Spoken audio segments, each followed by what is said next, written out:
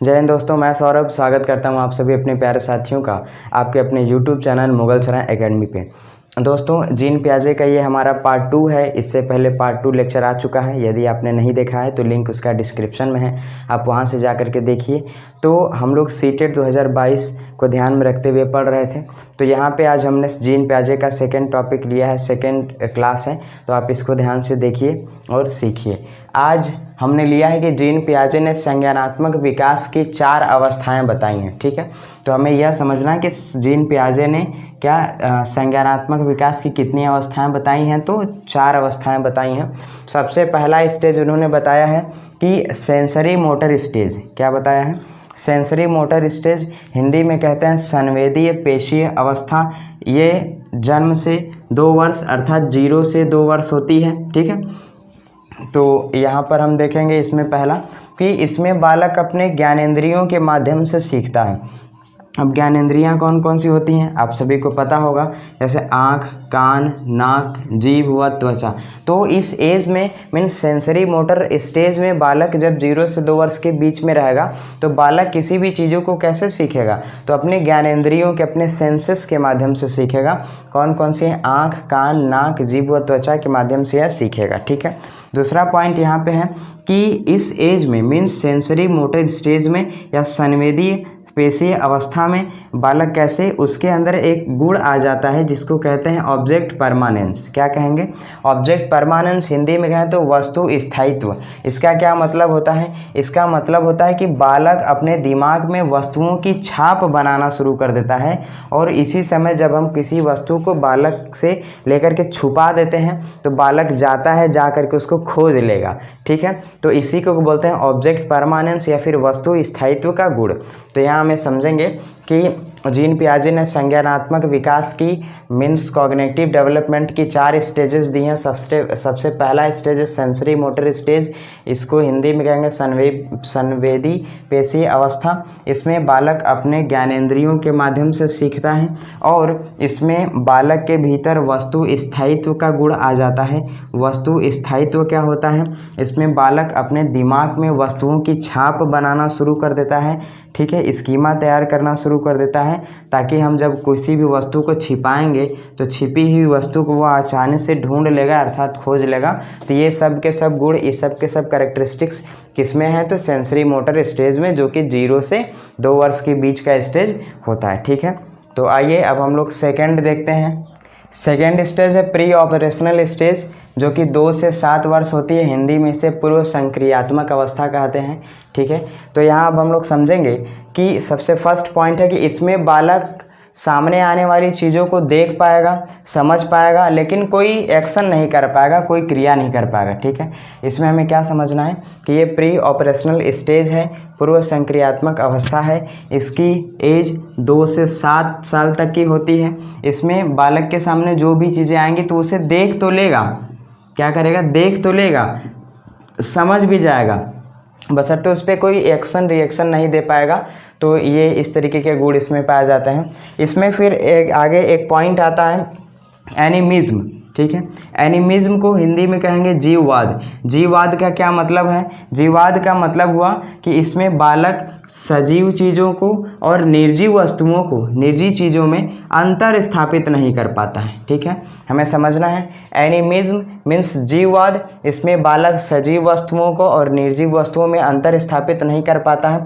इसमें बालक के सामने जब हम गुड्डा या गुड़िया गुड्डी दे देंगे डॉल खेलने के लिए, तो डॉल जब गिर जाएगा, बेड पर से नीचे गिरेगा तो बच्चा रोने लगेगा, उसे चोट लग गया, हाथ उसकी अगर टूट जाएगी तो उसको देख करके रोने लगेगा। तो उसमें सजीव और निर्जीव वस्तुओं को देख करके अंतर नहीं कर पाता। जैसे अचानक से गलती से टेबल है, डेस्क, बेंच से बच्चे के सर में लग गया, चोट लग गया, तो बच्चा रोने लगता है। तो जब हम लोग उसके सामने बोलते हैं कि अरे मेरे बाबू को मार दिया, तो जब हम उस बेंच को भी मारते हैं तो बालक फिर चुप हो जाता है। तो यहाँ पर ये जो बात है, तो वो सजीव में और निर्जीव में वस्तु में अंतर नहीं कर पाता, तो वो कौन सा गुण हो जाएगा? एनिमिज्म कहलाएगा। ठीक है, दूसरी पॉइंट आ जाती है ईगोसेंट्रिज्म। ईगोसेंट्रिज्म मीन्स अहम केंद्रिता। अहम केंद्रिता का मतलब है कि इसमें बालक जो कुछ भी सोचेगा, जो कुछ भी समझेगा, जो कुछ भी करेगा, उसको सब कुछ ठीक लगेगा। मतलब वो सिर्फ और सिर्फ अपने बारे में ही सोचेगा।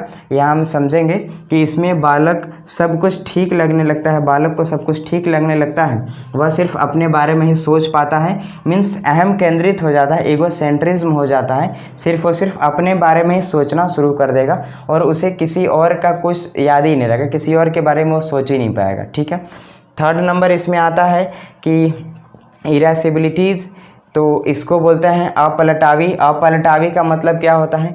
अपलटावी में बालक चाहे किसी भी वस्तुओं को ले लें हम, या कोई नंबर्स ले लें, संख्या ले लें, या कोई भी उसके सामने प्रॉब्लम्स आ जाएंगी तो उनको वो उलटना पलटना नहीं जान पाएगा, उलटना पलटना नहीं समझ पाएगा। एग्जाम्पल के तौर पे हमने यहाँ लिया है कि अगर हम बालक से बोलेंगे कि 3 + 2 = 2, तो वो 5 बता देगा, बशर्ते जब हम इसके क्रम को चेंज कर देंगे। मीन्स 2 और 3 जब बोलेंगे उसको बोलने के लिए, तो बालक यहाँ पे थोड़ा सा कंफ्यूज हो जाएगा और नहीं बता पाएगा कि उसका आंसर क्या होगा। ठीक है। तो इसे कहते हैं अपलटावी गुण। अपलटावी गुण का मतलब होता है कि बालक किसी भी वस्तुओं को, संख्याओं को, समस्याओं को, इसमें वो उलट पलट नहीं कर पाता है, फेर बदल नहीं कर पाता है। उसे बस एक ही पक्ष मालूम है कि जो पक्ष बस उसे पहली बार याद है, माने हमने एग्जाम्पल लिया कि 3 + 2 = 5 है, तो उसके बाद बालक 2 + 3 नहीं कर पाएगा। ठीक है। तो यहाँ पे हम लोग ये समझने की कोशिश करेंगे। तो आइए इसको देख लीजिए। ठीक है। इसके बाद है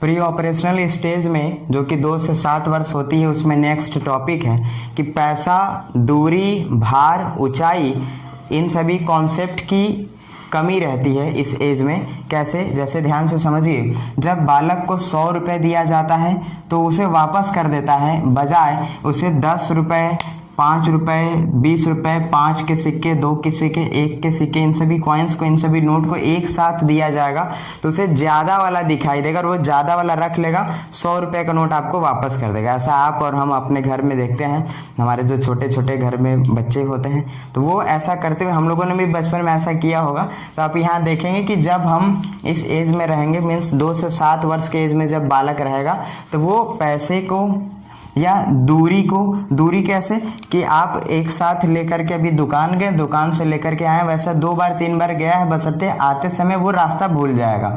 ठीक है। तो रास्ता इसमें भूल जाएंगे। वेट वो नहीं समझ पाएगा कितना वेट है, ऊंचाई भी नहीं क्लियर कर पाएगा कितना है। तो यहाँ हम समझेंगे। अच्छा, ऊंचाई में बालक अगर जब उस पर रहेगा, मान लीजिए कि उस पर रहता है, बेड पर रहेगा, तो बेड पर उसे ऊंचाई नहीं समझ में आएगा, वो कूद जाता है। ठीक है। तो यहाँ हम ये समझेंगे कि प्री ऑपरेशनल स्टेज में जब बालक 2 से 7 वर्ष का रहेगा तो पैसा, दूरी, भार, ऊंचाई, इन सभी चीज़ों को, कॉन्सेप्ट की कमी रहती है, उसको क्लियर कट नहीं अंदाज़ा लग पाता है। तो ये हमने यहाँ पर अभी समझ लिया। नेक्स्ट हमारा जो टॉपिक है ये है सेंट्रेशन। सेंट्रेशन को हिंदी में कहेंगे केंद्रीकरण।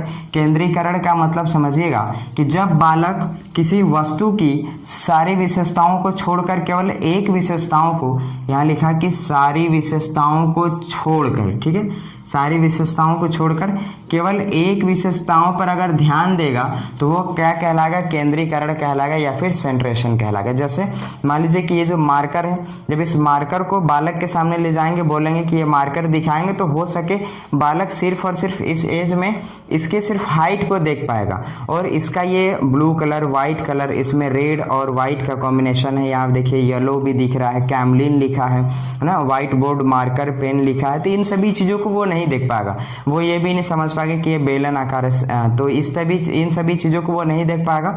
उसे इन सभी इसके जो जितने भी कैरेक्टरिस्टिक्स हैं, इसके जितने भी गुण हैं, विशेषताएं, इन सभी विशेषताओं को छोड़ करके वो सिर्फ और सिर्फ एक विशेषता को देखेगा। हो सके बालक सोचे कि ये ऐसा लंबा होता है, या हो सके उसे सिर्फ ब्लू वाले पॉइंट पर ही पॉइंट करे, या फिर ये देखें कि व्हाइट वाले पोर्शन को ही बस वो पॉइंट कर पाए। तो जब हम किसी भी एक चीज़ को अगर दिखाएंगे इस स्टेज में, तो बालक केंद्रीकरण का मतलब यहाँ होगा कि वो सारी विशेषताओं को छोड़ करके सिर्फ और सिर्फ एक विशेषताओं पर ध्यान देगा। तो यह जो पॉइंट है यहाँ पर केंद्रीकरण ऐसे हो जाएगी। ठीक है। तो थर्ड है कॉन्क्रीट ऑपरेशनल स्टेज ये 7 से 11 वर्ष का होता है। ये बहुत ही इंपॉर्टेंट ऐसे अक्सर सीटेट एग्जाम में आ जाती है। यहाँ पूछा जाता है कि मूर्त संक्रियात्मक अवस्था या फिर कॉन्क्रीट ऑपरेशनल स्टेज कितने से कितने एज की होती है, तो 7 से 11। पहला बात यहाँ यह ध्यान रखना है। दूसरा क्या ध्यान रखना है कि इसमें बालक चीज़ों को देख करके चिंतन करना स्टार्ट कर देता है। तो यहाँ पे पूछा जाता है कि बालक किसी भी चीज़ पर चिंतन करना किस एज में शुरू करता है अकॉर्डिंग टू जीन पियाजे कॉग्निटिव डेवलपमेंट में, तो 7 से 11 के एज में। और किस स्टेज में, तो कॉन्क्रीट ऑपरेशनल स्टेज में बालक चिंतन करना शुरू कर देता है। तो ये हमारा पहला पॉइंट था। दूसरा पॉइंट हम क्या समझेंगे कि इस अवस्था में अपलटावी का गुण, अपलटावी जैसे हम लोगों ने समझा था 3 + 2 5 होते हैं। तो इससे पहले वाले स्टेज में मीन्स प्री ऑपरेशनल स्टेज में बालक 2 + 3 को कंफ्यूज था, ये नहीं बता पा रहा था। ये हमारा अपलटावी गुण है। तो इस तरीके का गुण, इसमें ऐसी समस्या नहीं आएंगी, यहाँ पे क्लियर हो जाएगा।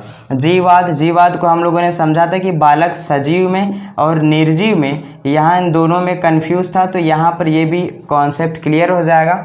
मतलब धन अभी पैसे का हम लोगों ने पीछे जिक्र किया, भार, इन सभी जितने भी कॉन्सेप्ट है इन सभी का गुण उसके में आ जाएगा।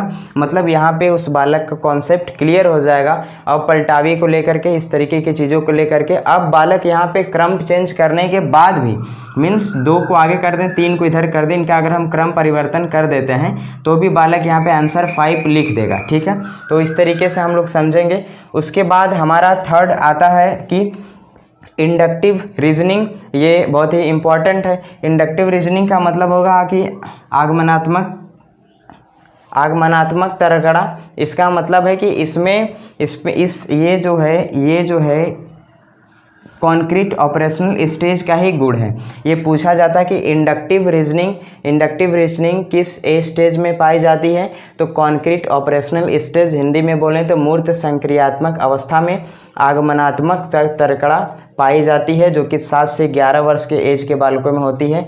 और इसका मतलब ये है कि जब हम बालक के सामने एग्जाम्पल देंगे तो एग्जाम्पल जब बालक ले लेगा तो उस पर वो रीज़न अपना देने लगेगा, वो तर्क करना स्टार्ट कर देगा।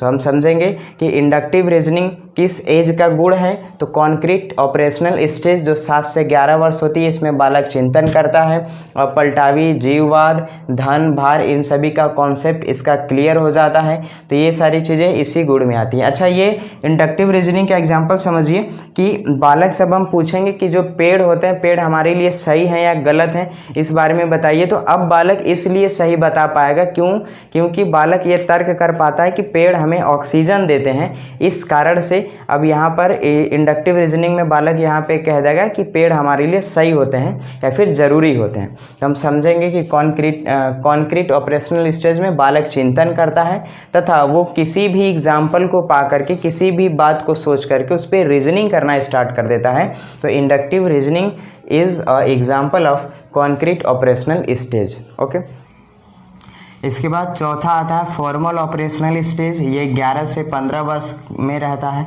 और हिंदी में कहेंगे औपचारिक संक्रियात्मक अवस्था। ठीक है, तो ये हमें ये समझना है कि जैसे अभी हम पढ़ा हम लोगों ने कि कॉन्क्रीट ऑपरेशनल स्टेज, उसके जस्ट बाद है फॉर्मल ऑपरेशनल स्टेज। ये हमारे संज्ञान का, हमारे माइंड का सबसे बेस्ट स्टेज माना जाता है, सबसे सर्वोच्च स्टेज माना जाता है। ठीक है, इसमें बालक अमूर्त चिंतन करना शुरू कर देता है। यहाँ पे हमें समझना है इंपॉर्टेंट बात क्या है कि फॉर्मल ऑपरेशनल स्टेज 11 से 15 वर्ष में रहता है। हिंदी में औपचारिक संक्रियात्मक अवस्था कहेंगे। और इसमें जो संज्ञान है, हमारा जो माइंड है, माइंड का सबसे बेस्ट स्टेज माना जाता है। कौन सा, तो फॉर्मल ऑपरेशनल स्टेज जो 11 से 15 वर्ष के एज में है। सेकेंड पॉइंट में क्या लिखा है कि इसमें बालक अमूर्त चिंतन करना शुरू कर देता है। तो यहाँ से क्वेश्चन बन जाता है, ये IMP हो जाएगा, पॉइंट इंपॉर्टेंट हो जाएगा। यहाँ से क्वेश्चन बन जाता है कि अमूर्त चिंतन बालक कितने से कितने वर्ष में करेगा, तो 11 से 15 के एज में करना शुरू कर देगा।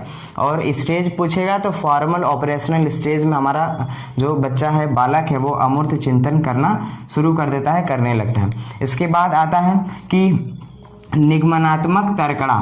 तर्कड़ा मीन्स रीजनिंग। तो निगमन करना शुरू कब करेगा? तो इसमें जो बच्चा है, इसमें जो बालक है, वो नियमों के ऊपर सोचने लगता है, अपना तर्क बनाने लगता है। तो इसको क्या बोलेंगे? निगमनात्मक तर्कड़ा, जो कि किस स्टेज का ये गुण है? तो ये फॉर्मल ऑपरेशनल स्टेज का ये गुण है।